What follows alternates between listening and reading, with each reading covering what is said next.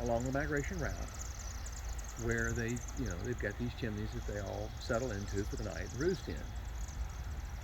And the way they do this is this huge vortex of birds. And okay, so they're pretty close to starting to drop into the chimney. And the magic here is the light level, right? Right. There's kind of a magic light level that triggers, and they'll start dropping into the chimney.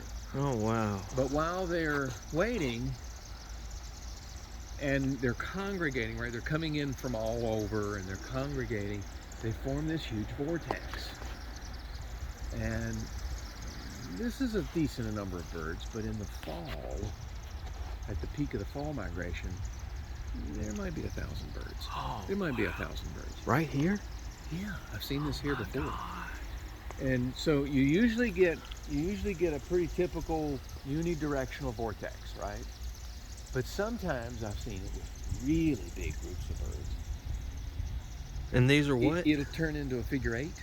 This vortex will turn into a figure eight, right? Sometimes it'll reverse direction. These are chimney swifts. All right, here we go. Chimney swifts.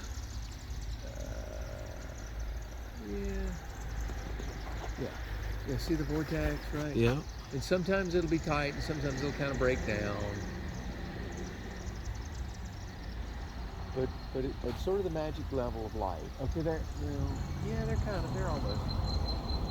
And if you stick with it, you can watch until the very last bird disappears down the chimney, and then you realize there's 1,000 chimney swifts inside that brick chimney. Wow. for the night.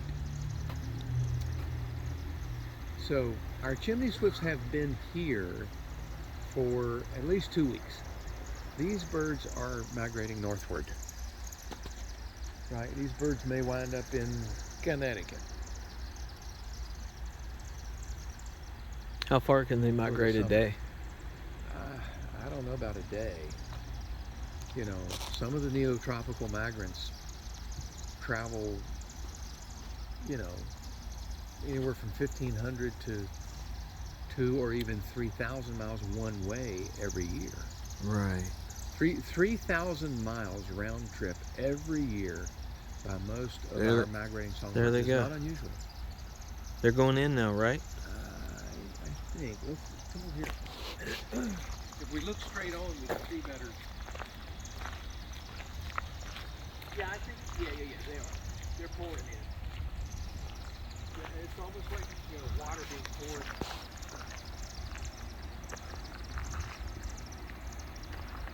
Wow.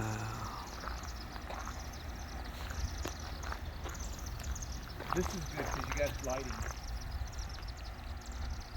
Yeah, I'm getting good video. Look at that. Oh, wow. This is a migratory phenomenon.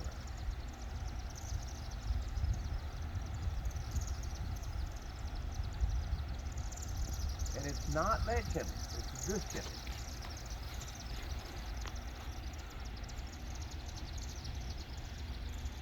What you can see is that they're kind of tempted, like they'll kind of act as they're going to, and then they'll break away. Well, a bunch of them already went in. Yeah. Well, if you stick with it, you start to realize how the group is diminishing in volume.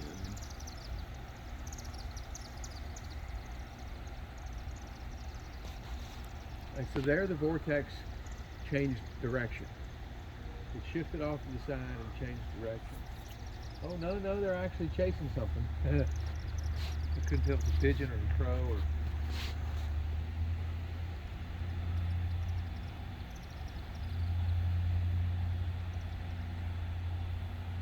Interesting.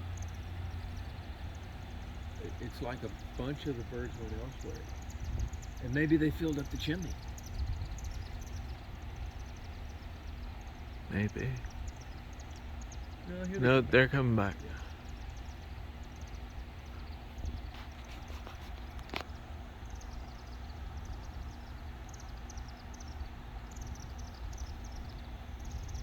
I see them making a pass, but I'm not really seeing them go in. Yeah, Couple there, are. yeah. There we go. But you figure, all these birds, hundreds of birds pour in there, and they kind of stack up. They kind of stack up side by side,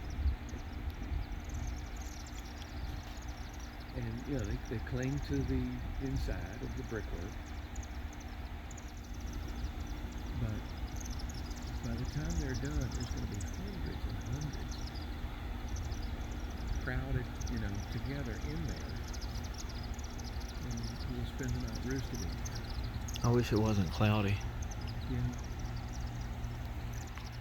Have better light.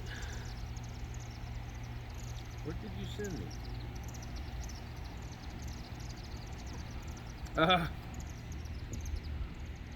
Oh my goodness.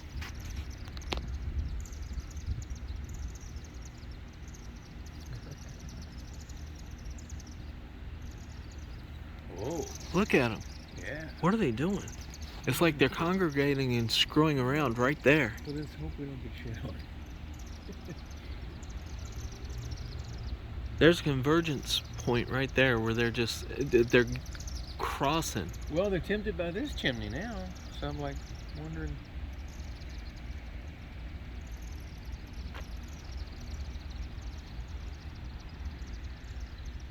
I think you told me about this the very first time. It's the first time The I've bird seen it count. in the spring.